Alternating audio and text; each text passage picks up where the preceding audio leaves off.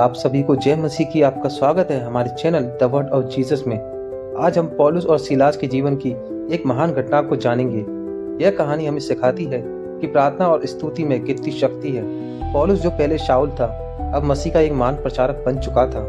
उसके साथ उसका साथी सीलास भी सुसमाचार फैलाने के मिशन पर था। अपनी यात्रा के दौरान वे एक फिलिपी नामक नगर में पहुंचे। वहां वे लोगों को प्रभु यीशु मसीह के उद्धार का मार्ग बता रहे थे। रास्ते में उन्हें एक दासी मिली जिसमें भविष्यवाणी करने वाली दुष्ट आत्मा थी। वह लड़की कई दिनों तक उनके पीछे चिल्लाती रही। ये लोग परम प्रधान परमेश्वर के दास हैं जो उद्धार का मार्ग बताते हैं। पौलुस ने यीशु के नाम से उस दुष्ट आत्मा को उस लड़की से बाहर निकाल दिया। वह लड़की तुरंत ठीक हो गई, लेकिन उसके मालिकों को गुस्सा आया क्योंकि अब वे उस लड़की के जरिए पैसा नहीं कमा सकते थे। उन्होंने पौलुस और सीलास को पकड़ लिया और बाजार में ले गए। उन्होंने अधिकारियों से झूठी शिकायत की कि ये लोग शहर में हलचल मचा रहे हैं। अधिकारियों ने बिना जांच किए उन्हें कपड़े फाड़कर कोड़े मारने का हुक्म दिया। उन्हें बहुत बुरी तरह पीटा गया और उनके शरीर लहूलुहान हो गए। इसके बाद उन्हें जेल की सबसे अंधेरी और अंदरूनी कोठरी में डाल दिया गया। जेलर को सख्त आदेश दिया गया कि उनकी कड़ी चौकसी की जाए। जेलर ने उनके पैरों को लकड़ी के भारी कांट में ठोक कर जकड़ दिया। शरीर दर्द से भरा था, घाव ताजे थे और चारों तरफ सन्नाटा था। लेकिन ऐसी स्थिति में भी पौलुस और सीलास निराश नहीं हुए। आधी रात का समय था जब पूरी दुनिया सो रही थी। जेल की उस काल कोठरी में अचानक गीतों की आवाज आने लगी। पौलुस और सीलास रोने या शिकायत करने के बजाय प्रार्थना कर रहे थे। वे परमेश्वर की महिमा के भजन ऊंचे स्वर में गा रहे थे।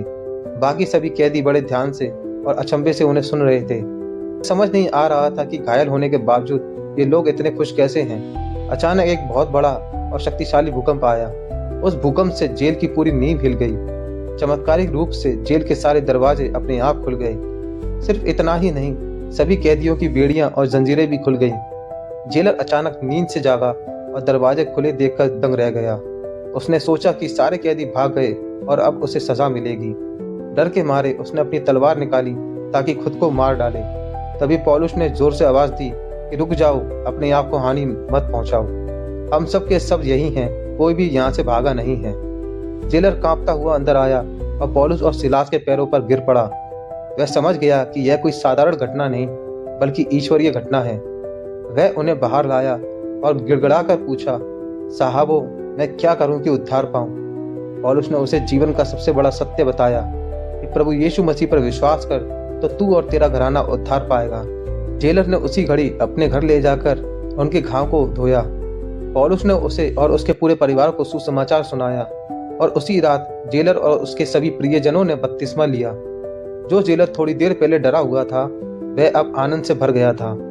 उसने पौलुस और सीलास को खाना खिलाया और उनके साथ खुशियां मनाई। सुबह होते ही अधिकारियों ने उन्हें छोड़ने का संदेश भेजा। पौलुस ने कहा कि हम रोमी नागरिक हैं, हमें इज्जत के साथ बाहर निकाला जाए। अधिकारी डर गए और खुद आकर उन्हें सम्मान के साथ विदा किया। जेल की वह रात एक महान बदलाव की रात बन गई। पौलुस और सीलास ने साबित किया कि मसीह में बंधन भी आजादी बन जाते हैं। जब वे मुश्किलों में भी स्तुति करते हैं तो स्वर्ग के द्वार खुल जाते हैं। आपकी जंजीरें चाहे बीमारी की हो या परेशानी की, प्रार्थना से हमेशा टूट सकती हैं। पौलुस इसके बाद थिस्सलुनीके और बीरिया के नगरों में गए। वहां भी उन्होंने यहूदियों और यूनानियों को वचन सुनाया। बीरिया के लोग बहुत भले थे और वे हर रोज पवित्र शास्त्र की जांच करते थे। पौलुस फिर एथेंस पहुंचे, जहां उन्होंने अज्ञात देवता के बारे में बताया। उन्होंने कहा कि सच्चा परमेश्वर हाथों के बनाए मंदिरों में नहीं रहता। फिर वे कुरिन्थ पहुंचे, जहां अक्विला और प्रिस्किल्ला से उनकी मुलाकात हुई। पौलुस वहां तंबू बनाने का काम करते हुए सुसमाचार सुनाते रहे। प्रभु ने दर्शन में उनसे कहा, मत डर, क्योंकि इस नगर में मेरे बहुत से लोग हैं। इसके बाद पौलुस इफिसुस पहुंचे, जहां परमेश्वर ने उनके हाथों बड़े चमत्कार किए। यहाँ तक कि उनके रूमालों को छूने से बीमार लोग चंगे होने लगे थे। इफिसुस में बहुत से लोगों ने जादू टोने की किताबें छोड़कर मसीह को अपनाया। पौलुस की हर यात्रा में खतरे तो थे, लेकिन वे कभी पीछे नहीं हटे। अंत में वे यरूशलेम पहुंचे, जहां उन्हें फिर से बंदी बना लिया गया। उन्होंने राजा अग्रिप्पा और राज्यपालों के सामने निडर होकर गवाही दी। पौलुस ने अपनी नागरिकता का उपयोग कर रोम जाने की अपील की। रोम जाते समय उनका जहाज बड़े तूफान में फंस गया और टूट गया, लेकिन परमेश्वर के दूत ने कहा, पौलुस मत डर, तू सम्राट के सामने खड़ा होगा। जहाज पर मौजूद सभी 276 लोग सुरक्षित बच निकले। पौलुस ने द्वीप पर भी लोगों को चंगा किया और गवाही दी। अंत में वे रोम पहुंचे और 2 साल तक अपने किराए के घर में रहकर प्रचार किया।